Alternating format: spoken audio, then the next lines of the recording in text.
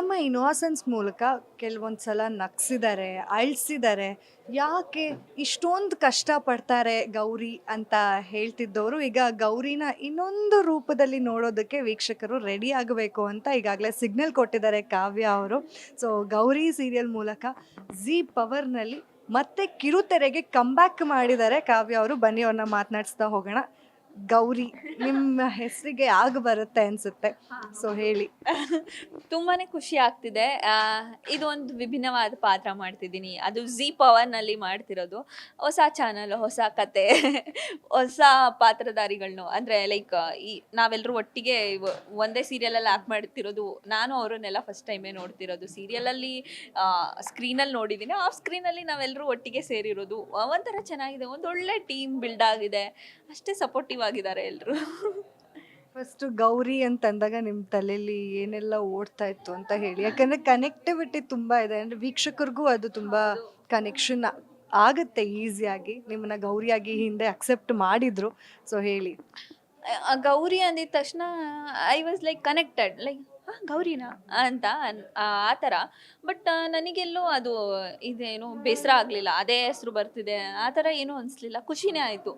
ನನ್ನನ್ನು ಇಷ್ಟಪಟ್ಟಿರೋದೇ ಆ ಹೆಸರಿಂದ, ಮತ್ತೆ ಈಗ ಅದೇ ಹೆಸರಲ್ಲಿ ಬರ್ತಿದ್ದೀನಿ, ಇನ್ನೂ ಹೆಚ್ಚು ಪ್ರೀತಿ ಸಿಗ್ಬೋದು ಅನ್ನೋ ಒಂದು ನಂಬಿಕೆ ನನಗೆ.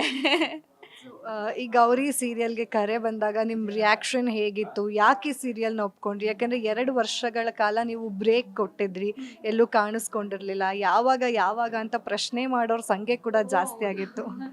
ಅದು ನಾವು ಕೆಲಸ ಮಾಡ್ತಿರೋವಾಗ ಇರೋದೇ ಬೇರೆ, ಕೆಲಸ ಮಾಡಲಿಲ್ಲ ಅಂದಾಗ ಹೇಗೋ ಜೀವನ ನಡೀತಾ ಇರುತ್ತೆ, ಮನೇಲಿ ಇರ್ತಾರೆ ನೋಡ್ಕೊಳ್ಳೋಕ್ಕೆ. ಬಟ್ ಆದ್ರೂ ಇದನ್ನ ಬಿಟ್ಟು ಏನು ಮಾಡ್ತಿದ್ದೀರಾ ನೀವು, ಯಾಕೆ ಮಾಡ್ತಿಲ್ಲ ಅಂತ ಪ್ರಶ್ನೆಗಳು ಬಂದಾಗ ಯೋಚನೆ ಮಾಡಬೇಕು ಅಂತ ಅನಿಸುತ್ತೆ. ಹೌದಲ್ವಾ, ಯಾಕೆ ಹಿಂಗೆ ಕೇಳ್ಬಿಟ್ರು ಅಂತ. ಬಟ್ ಅಷ್ಟೇ ಬ್ರೇಕ್ ನಾನು ತೊಗೊಂಡಿದ್ದು ನನಗಿಷ್ಟ ಆಗೋ ಥರ ಪಾತ್ರಗಳನ್ನ ಮಾಡಬೇಕು ಅಂತ ತಲೆಯಲ್ಲಿತ್ತು. ಅಂದರೆ ಇವಾಗ ಮಾಡಿದ್ದೀನಿ, ಹೆಸರು ಕೊಟ್ಟಿದ್ದೆ, ಒಂದು ಫೇಮ್ ಬಂದಿದೆ. ಬಟ್ ಇವಾಗ ನನ್ನ ಸೆಲ್ಫ್ಗೂ ಇರುತ್ತಲ್ವಾ, ಸೊ ನಾನು ಈ ಥರ ಒಂದು ಕ್ಯಾರೆಕ್ಟರ್ನ ಮಾಡಬೇಕು, ನಾನು ಈ ಥರನೂ ಕಾಣಿಸ್ಕೋಬೇಕು ಅಂತ. ಹಾಗಾಗಿ ತಡ ಆಯಿತು, ಎಲ್ಲೋ ಒಂದು ಕಡೆ ಚೂಸ್ ಮಾಡೋದ್ರಲ್ಲಿ ಲೇಟ್ ಆಯಿತು. ಸೊ ಹೇಗೆ ಸೆಲೆಕ್ಟ್ ಆಯಿತು ಅಂತ? ಇಟ್ಸ್ ಲೈಕ್ ನನಗೆ ಕಾಲ್ ಬಂತು, ಆಫೀಸಿಂದನೇ ಕಾಲ್ ಬಂತು, ಈ ಥರ ನೀವು ಝೀ ಕನ್ನಡ ಆಫೀಸ್ಗೆ ಬರಬೇಕು ಅಂತ. ಹೋದೆ, ಸುದೀಪ್ ಸರ್ ಸಿಕ್ಕಿದ್ರು, ಮಾತಾಡಿದ್ರು.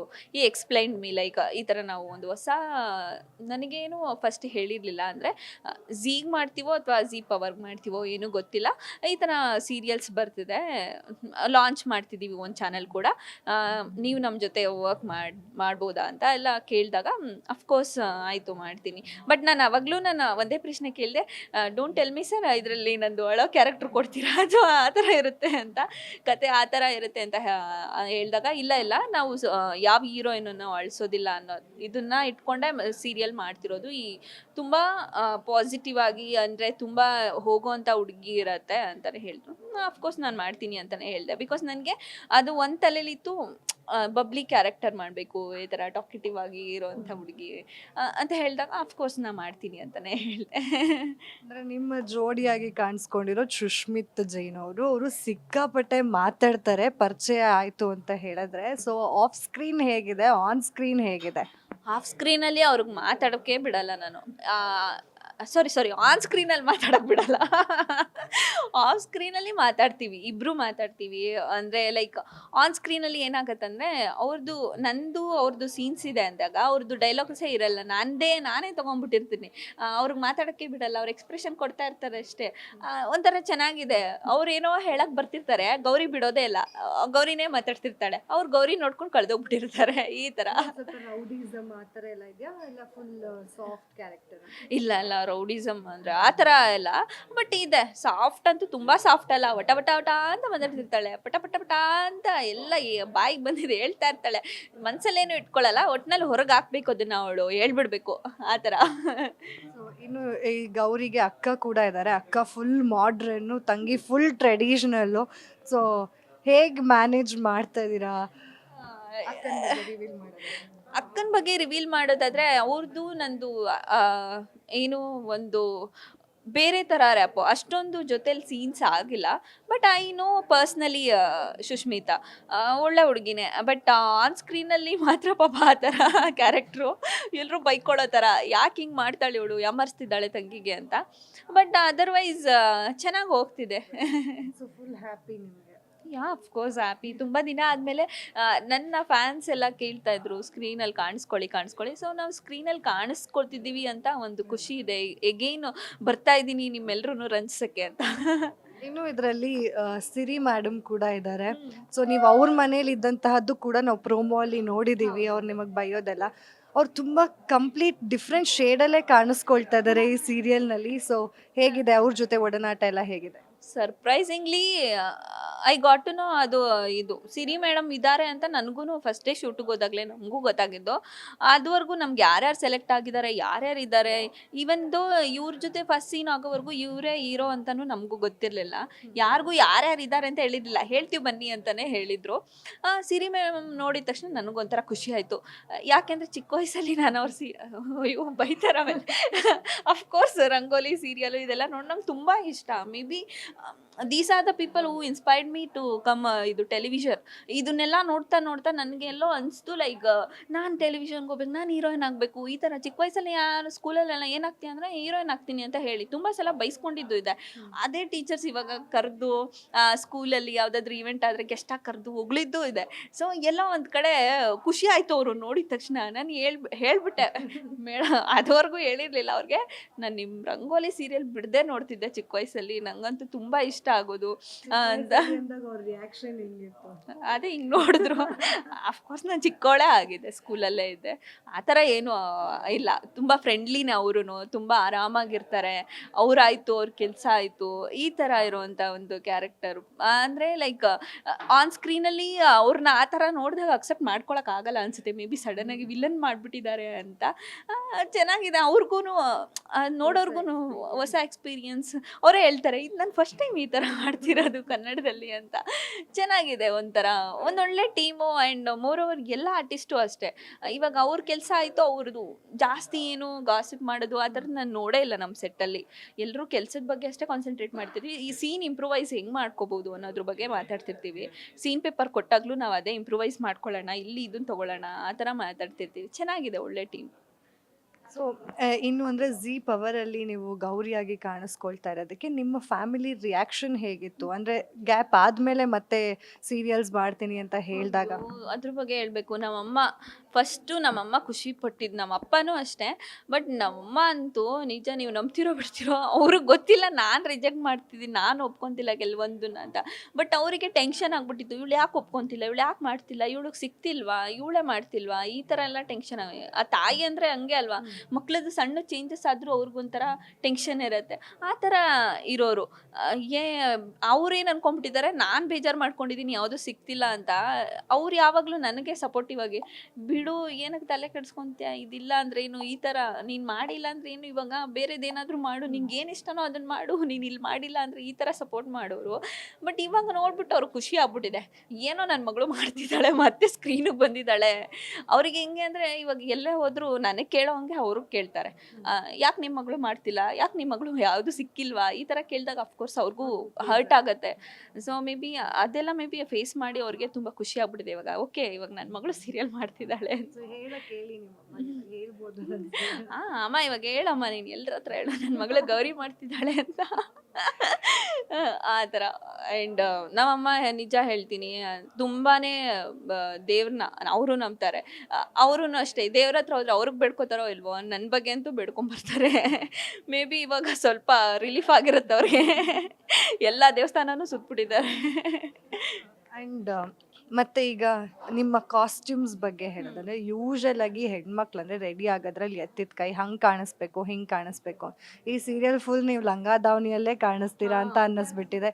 ಸೊ ಬೇಜಾರಿದೆಯಾ, ಖುಷಿ ಇದೆಯಾ, ಇಲ್ಲ? ಇಲ್ಲ ನಂಗೇನು ಬೇಜಾರಿಲ್ಲ. ಅಫ್ಕೋರ್ಸ್ ನಾನು ಲಂಗ ದಾವಣಿನ ಕ್ಯಾರಿ ಮಾಡಿರಲಿಲ್ಲ ಅಷ್ಟು ಆ ಓಲ್ಡ್ ಇದು ಥೀಮ್ ಅಂತ ಅಲ್ಲ. ಬಟ್ ನನಗೆ ಯಾವುದು ಆ ಥರ ಮಂಗಳಗೌರಿಯಲ್ಲಿ ಸಿಕ್ಕಿತ್ತು. ಒಂದು ಸ್ವಲ್ಪ ದಿನ, ಒಂದು 15 ದಿನ ಆದಮೇಲೆ ಮದುವೆ ಆಗ್ಬಿಡುತ್ತಲ್ಲ. ಮದುವೆ ಆಗಿದ್ದ ಸೀನಲ್ಲಿ ಎಲ್ಲ ಸೀರೆನೇ ಇತ್ತು. ಬಟ್ ನನಗೆ ಲಂಗ ದಾವಣಿ ಕ್ಯಾರಿ ಮಾಡೋಕೆ ನನಗೇನು ಕಷ್ಟ ಅನ್ಸಲ್ಲ, ಈಸಿನೇ ಅನಿಸುತ್ತೆ. ಆರಾಮಾಗಿ ಇಷ್ಟನೇ ಇದೆ. ಹಳ್ಳಿ ಹುಡುಗಿ, ಅಫ್ಕೋರ್ಸ್ ನಾನು ಹಳ್ಳಿ ಹುಡುಗಿನೇ, ಸಿಟಿಲಿ ಬೆಳೆದಿರ್ಬೋದು ಅಷ್ಟೇ. ಆ ನೇಟಿವಿಟಿ ಏನು ಹೋಗಿಲ್ಲ ನನಗೆ.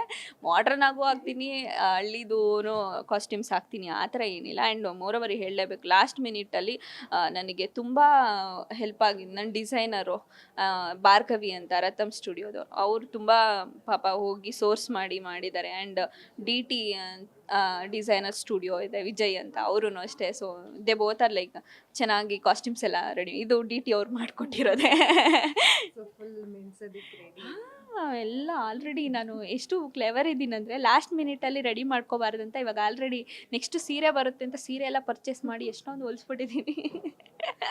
ಸೊ ಪ್ಲಾನಿಂಗ್ ಏನಾಗ್ಬಿಡುತ್ತೆ ಗೊತ್ತಾ, ಲಾಸ್ಟ್ ಮೂಮೆಂಟಲ್ಲಿ ಮಾಡಿದಾಗ ಇದು ತೊಗೊಳ್ಳೋದ ಅದು ತೊಗೊಳ್ಳೋದ, ಈ ಕಲರ್, ಈ ಥರ ಕನ್ಫ್ಯೂಸ್ ಆಗುತ್ತೆ. ಇವಾಗ ಫ್ರೀ ಆಗಿದ್ದೀನಲ್ಲ, ಇವಾಗ ಏನೋ ಆ ಥರ ಇಲ್ಲಲ್ಲ. ಎಷ್ಟೊಂದು ಹೊಲಿಯೋಕ್ಕೆ ಕೊಟ್ಟಿದ್ದೀನಿ ಇವಾಗ, ಬ್ಲೌಸ್ ಎಲ್ಲ ಸ್ಟಿಚ್ ಮಾಡೋದಕ್ಕೆ. ಆ ಥರ ಲೈಕ್ ಬಿಕಾಸ್ ಇವಾಗ ನನ್ನ ಫ್ಯಾಮಿಲಿಲಿ ಇವಾಗ ನಾನು ಅಕ್ಕ ಅವಳ ಕೆಲಸದಲ್ಲಿ ಬ್ಯುಸಿ ಇರ್ತಾಳೆ, ಅಮ್ಮ ಅವ್ರದ್ದೇ ಆದ ಲೋಕದಲ್ಲಿ ಪಾಪ, ಅವ್ರಿಗೂ ಮನೆಯಲ್ಲಿ ಅದು ಇದು ಇರುತ್ತೆ. ನಾನು ಯಾರಿಗೂ ಇವಾಗ ಹೇಳೋಕ್ಕಾಗಲ್ಲ. ಸೊ ನನಗೇನು ಬೇಕು ನಾನು ಅದನ್ನೆಲ್ಲ ಪ್ರಿಪ್ರೇಷನ್ ಮಾಡ್ಕೋಬೇಕು. ಪಾಪ ಅವ್ರು ಬೆಳಗ್ಗೆ ಎದ್ದು ನನಗೆ ಶೂಟಿಂಗಿಗೆ ಊಟ ಮಾಡಿಕೊಟ್ಟು ಎಲ್ಲ ಮಾಡಿಕೊಡ್ತಾರೆ. ಇನ್ನು ಕಾಸ್ಟ್ಯೂಮ್ದು ಅವ್ರಿಗೆ ವಹಿಸೋಕ್ಕಾಗಲ್ವಲ್ಲ, ಫ್ರೀ ಆಗಿದ್ದಾಗ ನಾನೇ ಮಾಡ್ಕೋತಿರ್ತೀನಿ. ಆ್ಯಂಡ್ ಈ ವರ್ಷ ರಕ್ಷಾ ಬಂಧನ್ ಹೇಗೆ ನಡೀತು ಕಾವ್ಯ ಅವ್ರ ಲೈಫಲ್ಲಿ ಅಂತ? ಚೆನ್ನಾಗೇ ನಡೀತು. ಬಟ್ ವಿ ಡಿಂಟ್ ಪೋಸ್ಟ್ ಏನು ಹಾಕಿಲ್ಲ. ನಾನು ಶೂಟಲ್ಲಿ ಬ್ಯುಸಿ ಇದ್ದೆ ಅಫ್ಕೋರ್ಸ್ ಅವತ್ತು. ಚೆನ್ನಾಗೇ ಆಯಿತು. And I won't believe that rakhi ಕಟ್ಟಿದ್ರೇನೆ ಅಣ್ಣ ಆ ಥರ ಎಲ್ಲ ಏನೂ ಇಲ್ಲ. ಈ ವರ್ಷ ಕಟ್ಟೋಕ್ಕಾಗಲ್ಲ. ಮಾಡಿದ್ರು ನಿಮ್ಮ ಅಣ್ಣ ಅತ್ತಿಗೆ? ಆ ಅಣ್ಣ ಅದಕ್ಕೆ ತುಂಬ ಖುಷಿಪಟ್ಟರು. ಅದೇ ಹೇಳ್ತಿಲ್ವಾ, ಪ್ರೋಮೋ ನೋಡಿದ ತಕ್ಷಣ they called me and like we are so happy ನೀನು ಈ ಥರ ನೋಡ್ತಿರೋದಕ್ಕೆ, ತುಂಬ ಚೆನ್ನಾಗಿ ಬರ್ತಿದೆ, ಎಷ್ಟು ಮುದ್ದ ಕಾಣಿಸ್ತಿದೆ. ಅವ್ರು ಮುದ್ದಿನ ತಂಗಿ ಅಲ್ವಾ, ಉಗುಳ್ತಾ ಇರ್ತಾರೆ ಯಾವಾಗಲೂ ನನ್ನ ಮುದ್ದು ಅಂತ. ಮುದ್ದ ಕಾಣಿಸ್ತಿದ್ಯಾ. ಖುಷಿ ಆಯ್ತು ನನಗೆ. ನಮ್ಮ ಅಣ್ಣ ನಿಜ ಹೇಳಬೇಕಂದ್ರೆ ತುಂಬ ಮನಸ್ಸಿಂದ ಖುಷಿ ಪಟ್ಟಿರೋ ವ್ಯಕ್ತಿ ಅಂದರೆ ಅವರು. ಅದೇ ನಮ್ಮ ಅಪ್ಪ ಅಮ್ಮ ಅವರು ತುಂಬ ಮನಸ್ಸಿಂದ ಖುಷಿ ಪಟ್ಟಿರೋದು ನಾನು ನೋಡಿದಾಗ ಅನಿಸಿದ್ದು.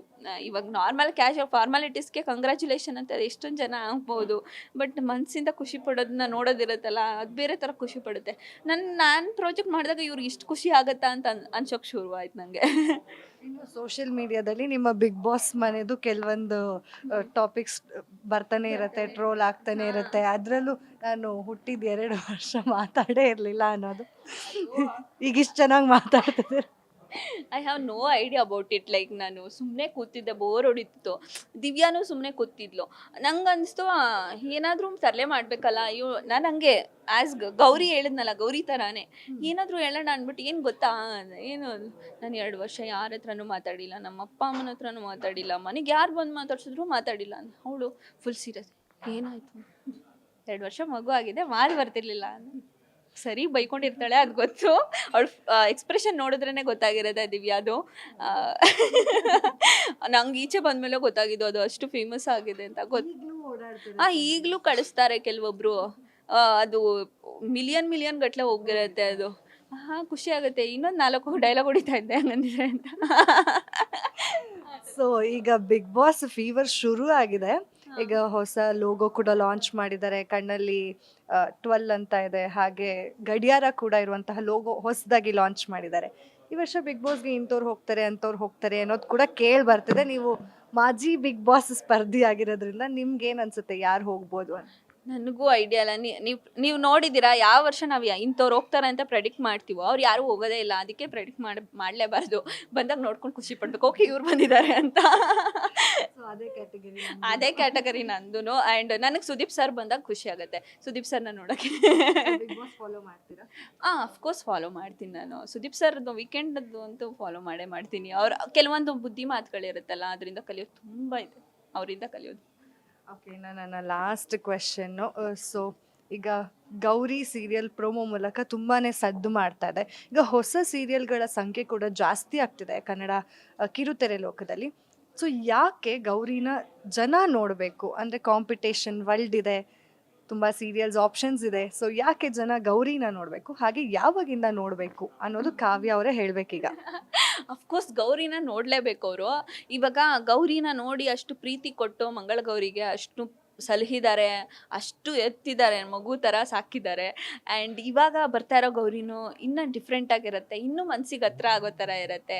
ಅಫ್ಕೋರ್ಸ್ ಇದು ಮೇ ಬಿ ಯೂತ್ಸ್ಗೂ ತುಂಬ ಇಷ್ಟ ಆಗುತ್ತೆ ಈ serial. And I am sure about it, like next ಲೆವೆಲ್ಗೆ ಇಷ್ಟ ಆಗ್ತೀನಿ ನಾನು ಅಂತ ನನಗೆ ಒಂಥರ ಕಾನ್ಫಿಡೆಂಟ್ ಇದೆ. ಆ್ಯಂಡ್ ಮತ್ತೆ ಅದೇ ಹೆಸರಲ್ಲಿ ಬರ್ತಾ ಇದ್ದೀನಿ, ನೋಡಲೇಬೇಕು ನೀವೆಲ್ಲರೂ. ಇದೇ ತಿಂಗಳು 25ಕ್ಕೆ ಲಾಂಚ್ ಆಗ್ತಾ ಇದೆ ಝೀ ಪವರ್. ಸೊ ಅದರಲ್ಲಿ ನಮ್ಮ ಸೀರಿಯಲ್ ಗೌರಿ 7:30ಗೆ ಬರುತ್ತೆ. ದಯವಿಟ್ಟು ಮಿಸ್ ಮಾಡದೆ ಎಲ್ಲರೂ ಸೀರಿಯಲ್ ನೋಡಿ, ಅದೇ ಪ್ರೀತಿ ಅದೇ ಪ್ರೋತ್ಸಾಹ ಕೊಟ್ಟು ಅರಸಿ ಆರೈಸಿ ನಮ್ಮನ್ನು. Thank you so much Kavya ಅವರೇ. ನಿಮ್ಮ ಹತ್ರ ಮಾತಾಡಿ ನಮಗೂ ಖುಷಿ ಆಯಿತು. ನಿಮ್ಮ ಎಲ್ಲ ಫ್ಯೂಚರ್ ಪ್ರಾಜೆಕ್ಟ್ಸ್ಗೂ ಆಲ್ ದ ಬೆಸ್ಟ್ ಅಂತ ನಮ್ಮ ಗ್ಯಾರಂಟಿ ನ್ಯೂಸ್ನಿಂದ ತಿಳಿಸ್ತಾ thank you so much. Bye. Thank you. ನೋಡಿದ್ರಲ್ಲ, ಇದಾಗಿತ್ತು ಕಾವ್ಯ ಅವರ ಮಾತು. ನೋಡ್ತಾ ಇರಿ guarantee news. Camera person Rupesh ಜೊತೆ ಚಂದನ. ಗ್ಯಾರಂಟಿ ನ್ಯೂಸ್, ಸುದ್ದಿ ಖಚಿತ, ನ್ಯಾಯ ನಿಶ್ಚಿತ.